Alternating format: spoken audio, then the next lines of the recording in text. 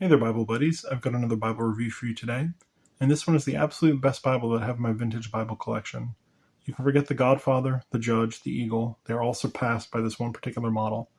Now, this is a 1929 American Standard Version by Thomas Nelson, also known as an ASV. This particular model is called the Bourgeois, and I'll go ahead and show you why it's called that. It's kind of humorous because it is quite a fancy edition for the time. Let's go ahead and start on the outside. You can see the double perimeter lines there. One on the very edge of the yap, and one at the edge of the book block.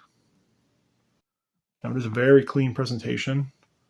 The only thing you see is that amazing grain there. It's very tactile. It's very, very nice deep grain. I'm not too sure what the leather is here. I was told in passing that it's a lambskin. It's not marked with genuine Morocco or anything like that. And I would be inclined to believe that it is a lambskin because it doesn't feel like either Morocco or genuine leather to me. And it is quite thick and quite flexible on the edge here. It's a little stiff on the center only because of the construction of the Bible, but I would go with lambskin. Now, if we look at the spine, you'll see the perimeter lines continue. There's also 5 hubs, and then you have Holy Bible, Teacher's Edition, American Standard Version, and Nelson imprinted on the spine. The 5 hubs are actually pressed down into it. They're not raised. You can see they're kind of pressed down. On the back cover, we do have the continuation of those 2 perimeter lines and that beautiful grain again. It's clean otherwise. Go ahead and open it up and take a look at some of the details here. You can see the head and the tail bands there were at one point white. They've yellowed over time, which is all right. And that red undergold art gilt is absolutely beautiful. There is a little bit of water damage to this one. It looks like some speckling, maybe for some rain or maybe like a spilled drink that kind of splashed up on it or something. But just a little bit of water damage is not bad. And then there is a weird phenomenon here where it looks like the art gilt kind of faded away, beginning at the New Testament to the end of the Bible, and it looks like the color's kind of worn off a little bit, probably from some slight water damage there. Now there is one black ribbon, and out of the entire design of the Bible, this is probably its one weak point. It is a very thin, single-sided black ribbon, both very thin and narrow. Kind of a feeble attempt at a ribbon there, but it's a ribbon nonetheless. Flip open to the inside and take a look at the corner work. And like I said, it's clean. There's no imprinting or anything. Now, it is a paste down construction, and it does have black paper end sheets here. And this paper feels almost like maybe like a suede or something. It's got a very unique texture to it. It's very tactile. I like it. But yeah, and there's a little bit of reinforcing tape here that you can see. Now this sticker here was added. I'll go ahead and show it to you. This would not have been on the Bible originally. I'll go ahead and get into it. Now this paper is something that is very unique. I would imagine that it's kind of like an old style of coated paper. It feels almost waxy. Coated paper nowadays would not feel like this. This paper literally feels like it's coated in a very thin sheet of wax, which is unique. We have Holy Bible there. Then we have the title page. Now, one interesting to note is that the ASV Bibles do not say American Standard Version. What they say is Standard Edition. And usually they have the date here of AD 1901 or AD 1929. It was another edition, a revision of it made in 1929. So it'll have one or the other usually. And at the bottom, you can see here where it says the model number. It says Bourgeois 8VO. And Bourgeois there would be the type, the font, and then 8VO is the size, the page size, which is a larger size. There are a couple larger versions than this, not of the Bourgeois text, but of Bibles in general. But this is the largest one that was made for the Bourgeois. Go ahead and flip. There's some more copyright information. Let you guys pause it if you want to read it. Now this one is generally considered to be the best model of the ASV that was made, quality-wise. With the preface there.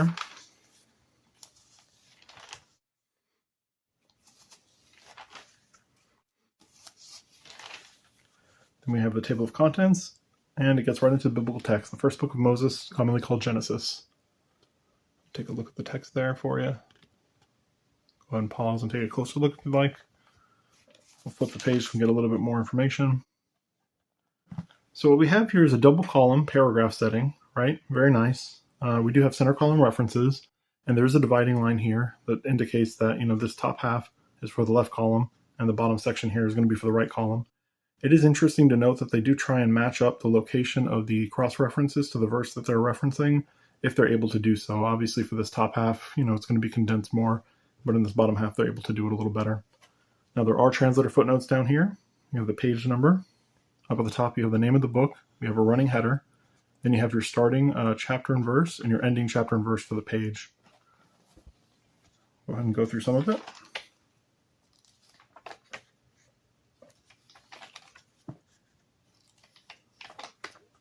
Now, the thing that was most interesting to me with the Bourgeois edition, and it's usually how I end up being able to tell one apart from other editions, is actually the font that's used for the numbers, that Bourgeois font. It looks very, very unique, very kind of classy, and that's why I kind of laughed earlier when I said Bourgeois, because it does look kind of fancy. You can see here the 2s are always a dead giveaway for me, as well as the 5s. They're just very unique looking versus other fonts that were used at the time. It's a very nice edition. I love this edition. You can see that beautiful red undergold art gilt here. It is very well done on the sides, very clean, very evenly applied. And then here we are in the poetic books. Now it looks like there was, just a minimal attempt at doing any kind of poetic settings. There is indentations here, but the lines aren't, there's no attempt to even out the lines or anything or give any kind of, more modern poetic setting to it. Take a look at the paper there. It's a very nice paper. Very nice paper. Minimal show through. And that would be one of the reasons why this edition gets so much love. Is that paper is just amazing. As well as the combination with the unique font and the great layout, all the helps, and everything that accommodate it. So go ahead and take a look here. I turned right to the right spot. You have the end of the Old Testament and then the New Testament title page.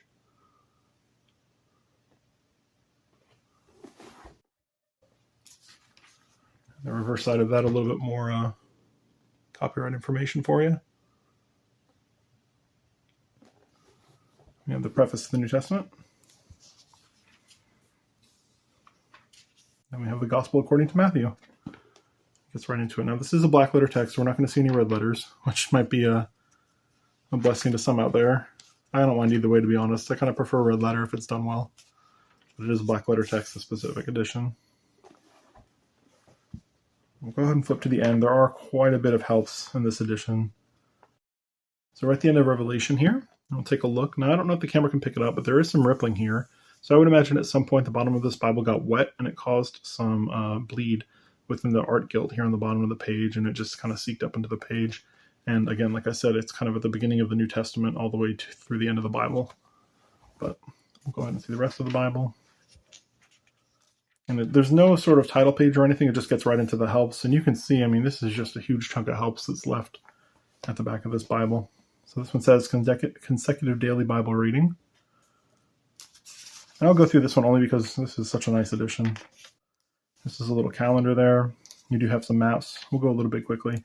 Now, normally with the ASV, the maps are kind of scattered throughout the biblical text. In this case, I guess because they have so many helps at the back, they just piled all the maps in the back with everything else.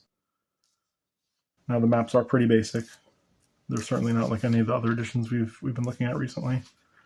These are pretty bare bones, but there are quite a few of them.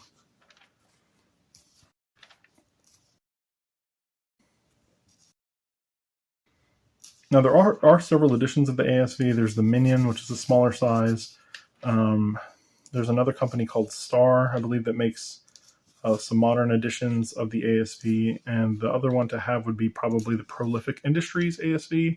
I'll leave a link to it down below.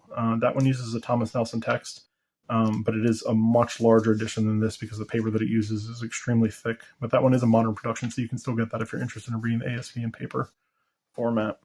And then we have the Concordance here. Go ahead and show you guys the title page there for the Concordance. A little bit of copyright info. And look at this. It almost looks like a newspaper page, does it not? Look at that. I'll show you some entries there for the Concordance. Amazing. It's so well done. I really love the way that they put this ASV together. This is hands down my favorite Bible in my collection. I have one other one that comes close. I'll have to show it to you guys one of these days. But this one is king of the hill, so to speak. All right, this concordance we can go through pretty quick, and we'll see some of the other stuff that this has to offer. At the end of the concordance. Then we have the index to the Nelson's Bible Atlas. Now this is interesting because the maps were earlier, so I don't know if this atlas goes to those maps or if there's going to be maps after this. I guess we'll see. But it is pretty detailed, the index here for the maps. There are quite a lot of things listed. So looky there. Yep, so we do get some full color maps here at the end. Take a look. These are definitely the older style maps from Thomas Nelson. We'll take a look at them either way. So it is interesting that the translation has its own maps, and then Thomas Nelson also provided the standard Thomas Nelson maps of the time.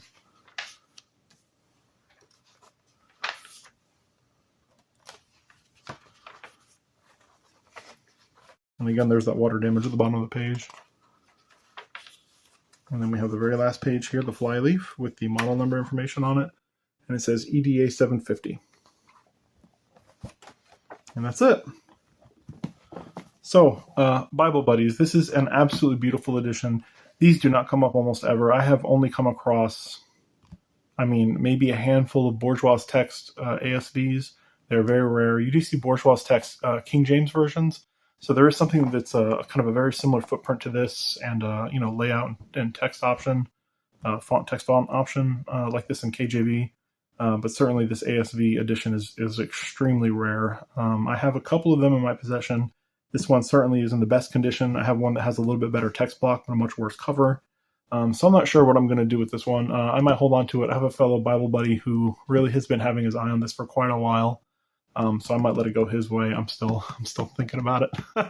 I don't know. You know who you are. But let me go ahead and take some measurements right quick, and then we'll get the font size as well while we're here. And it comes in at 9.5 inches tall, so it is quite large. And it is right about 6 and maybe 3/8 of an inch wide. Let's see how thick it is. There's a very chunky boy. Comes in just under 2 inches. It's like 1 and 7/8 of an inch. 1 and 7/8 of an inch. There we go. I'll get it out one of these days. I'll take a look at the font. This beautiful Bourgeois text. Start with the capital letters. And we'll go to, let's see, we'll try the S here. So, and it looks to be about a 9-point font for the capitals. We'll check the lowercase. Let's try and find an M if we can for mound right there. Go to 9-point. And it looks to be a 9-point also. Yeah, so this looks to be about the equivalent of a 9-point compared to a Times New Roman font. So pretty readable text size, and just a beautiful Bible. Goodness, I'm going to leave it open to the biblical text when I wrap up this video, guys, because this is just, look at that. Look at this layout. It is a beautiful layout. I really, really, really appreciate how vintage Bibles were done. There's just something to be said about this timeless design. New Bibles are nice, don't get me wrong. I love my new Cambridges and my new Schuylers.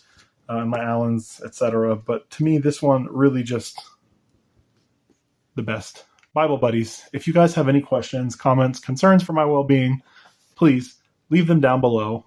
Otherwise, Bible Buddies, until next time, bye.